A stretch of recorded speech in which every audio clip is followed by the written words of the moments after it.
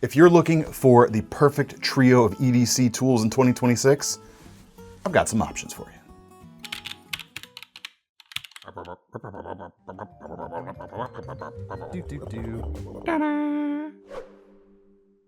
Hey everyone, David C. Anderson here, coming at you from the KnifeCenter. Welcome to KniFAQ, episode 251 of the series where I answer all your questions, sharp or dull.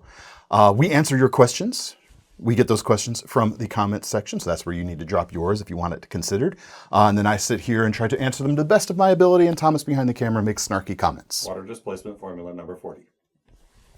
Look it up and be smarter than you were earlier, probably. Let's get into the first question, which comes to us from Fun and Games. And they ask, could you do an EDC fixed folding multi-tool and flashlight? If so, thanks in advance for the time, and sup, Thomas. Yo.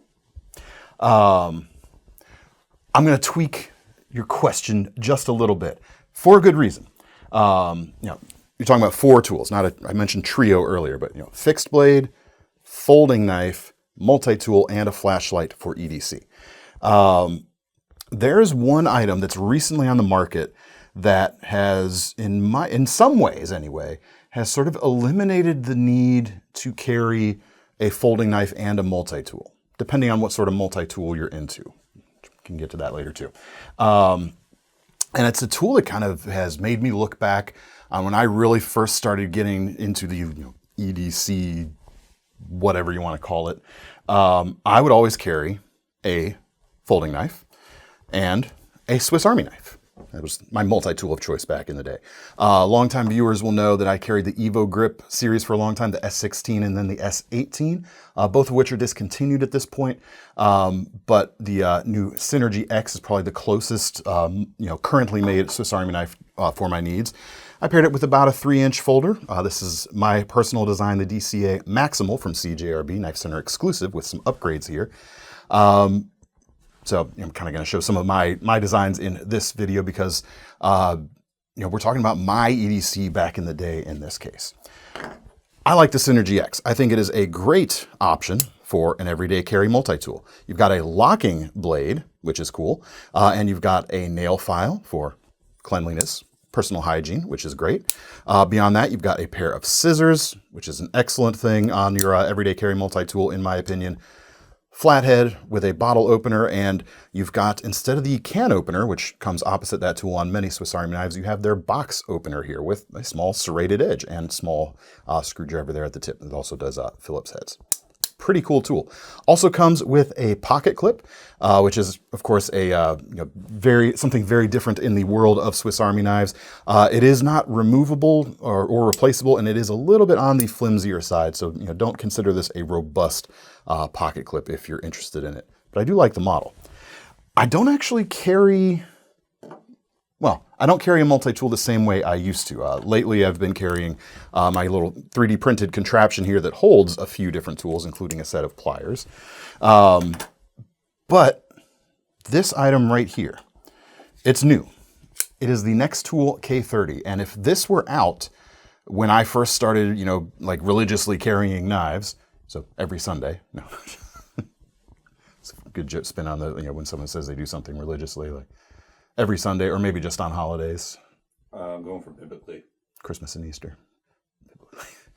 This is the Nextool K30. And if this were out when I first started, carrying, making sure I was, ardent about carrying my tools every day, I wouldn't have needed to carry an everyday carry pocket knife and the Swiss Army knife, because this thing blends the two so well.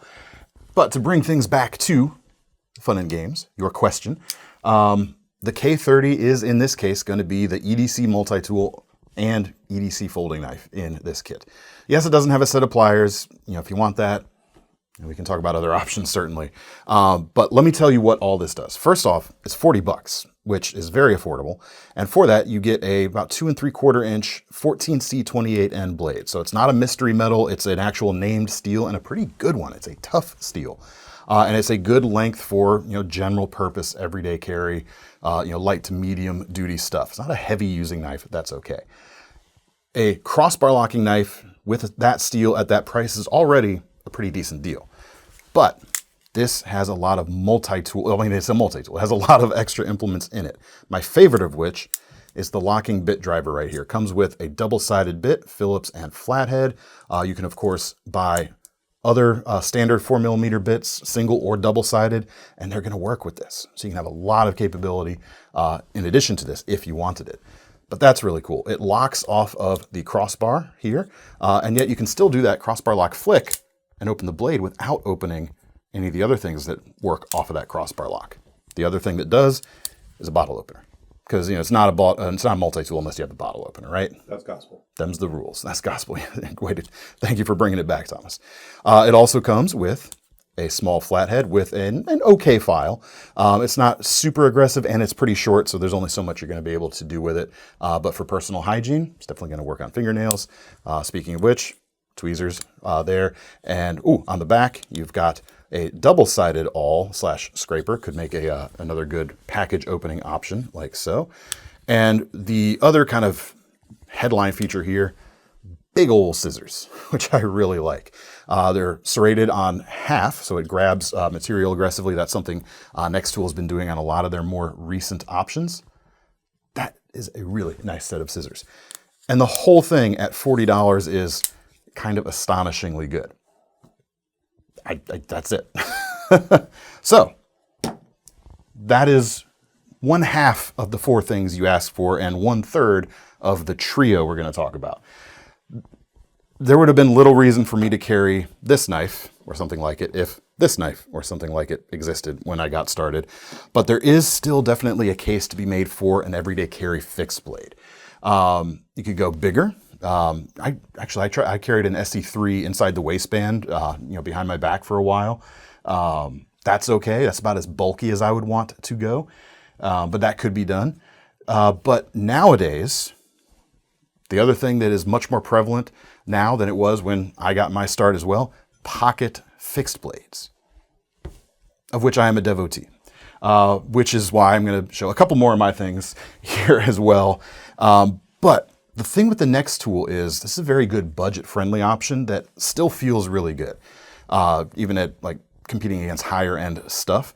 Yeah, it's not as nice, but it's pretty darn good. So I'm going to give a few budget options along the way here, so you could really build a budget EDC trio, or you could go more expensive if you want. But either way, kind of the K30 is going to anchor things, in my opinion. The Pocket Tango, my first production collaboration. It is a pocket fixed blade, would be my first choice. This is the new blade shape, the clip point version with KnifeCenter exclusive burlap handles and Magna Cut steel. And this is going to be the only version of this at launch that has Magna Cut steel. So keep that in mind. This is actually not out just yet when we're publishing the video, but this will be released on Monday after this video goes up. So keep an eye out at the KnifeCenter for that. It's a sub 3-inch blade, so we're not adding a lot of extra length compared to the Nextool, but the cool thing about any kind of fixed blade is they're sturdier because you don't have a lock that you're gonna have to worry about failing, easier to keep clean, which is nice, and you can kind of ergonomically sculpt the handle in a way that's much more comfortable than this here G10 rectangle. But that's coming soon. The sheath on these, so easy to carry every day. It is leather, and it comes with the magnetic pocket flap right there. So you slip it into your pocket and secure it to the outside with that. This is not intended to be a belt loop. Some people I know have saying, well, if I put that on my belt, the thing's going to pop off. It probably will do that. It was pop off about that. Yeah. But again, it was designed as a in-pocket carry sheath as opposed to a belt sheath. So that would be an option. The straight line EDC digger, another one of my designs, is more affordable. It is out now. It's a little over $100 right now. 14C28N steel, and a little bit more on the blade length there, or the sharpened length at least. Let's do a tip to scale on each of these. You can see it's a little bit bigger, minimizing the handle but giving you the fourth finger with the fob right there. Another good option, and this would be a good option for food prep as well.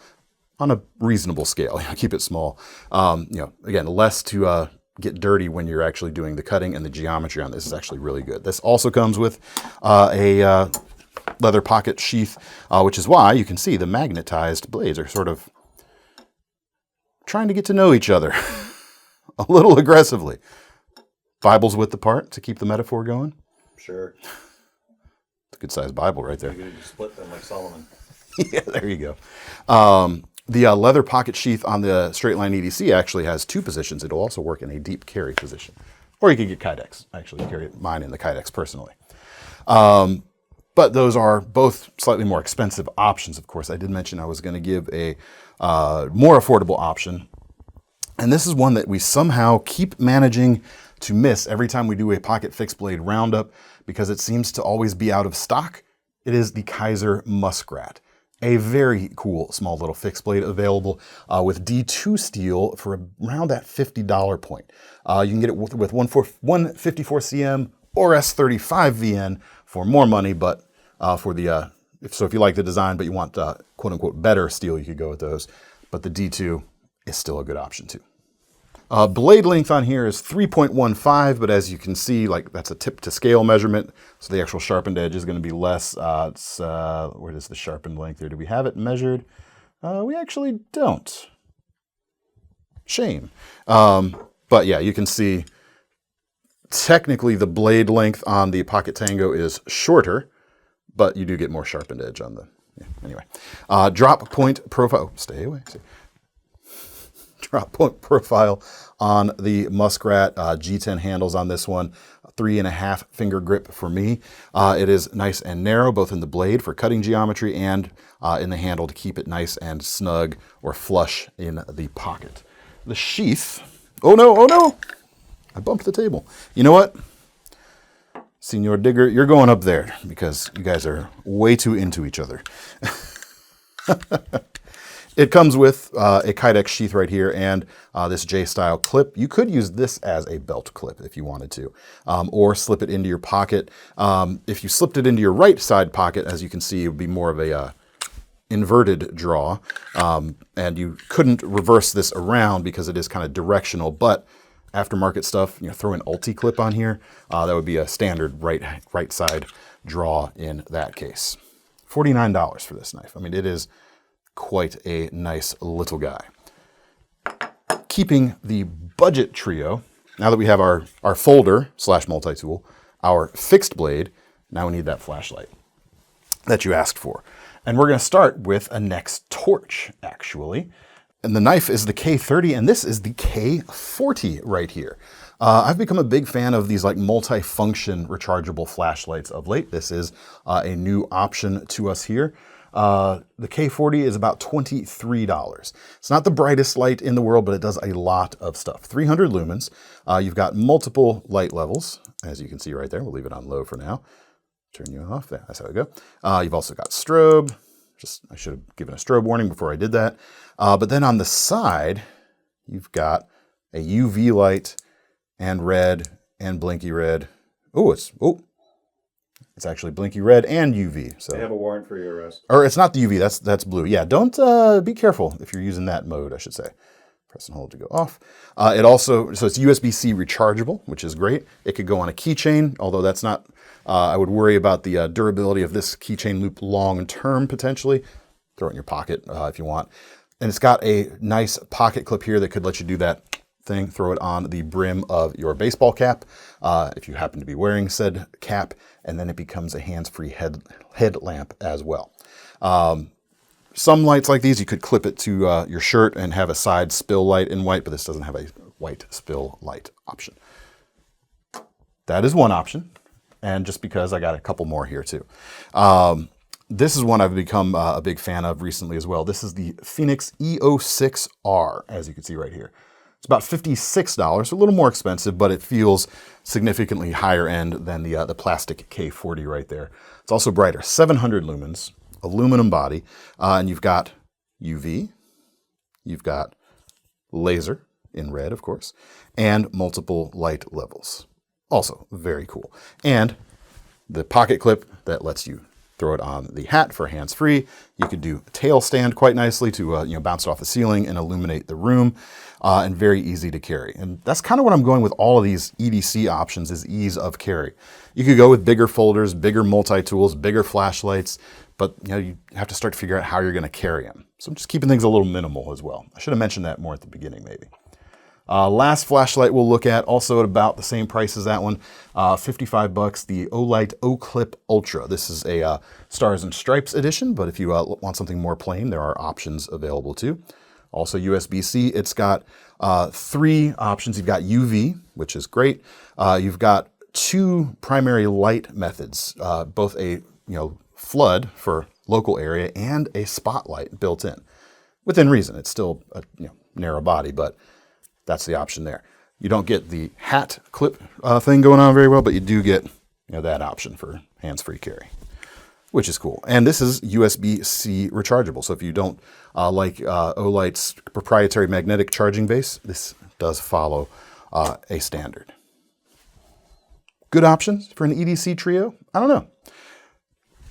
For me, personally, this is kind of what mine would look like. But when we get into the world of EDC, there's opinions out there, man. Boy, are there. So share with us your opinions. What's your EDC trio? Or quattro, if you want to go with fun and games is the letter of the question as opposed to the spirit, or at least the spirit in which I'm taking it. Maybe it's a quinto. It could be, in the back of your pinto. Because I was about to say, because in the end we all wind up carrying way more than we say we actually are carrying, right? We got more stuff. We got more stuff over there. We got more stuff in the bag. And more stuff over here. It's a bit of a problem. Octo. Knife or multi-tool? All right, let's do it this way. Multi-tool of choice. Knife of choice to pair with the multi-tool, whether that's a fixed blade or a folder, and flashlight. Drop your trios in the comments. I will love to read what you have to come up with.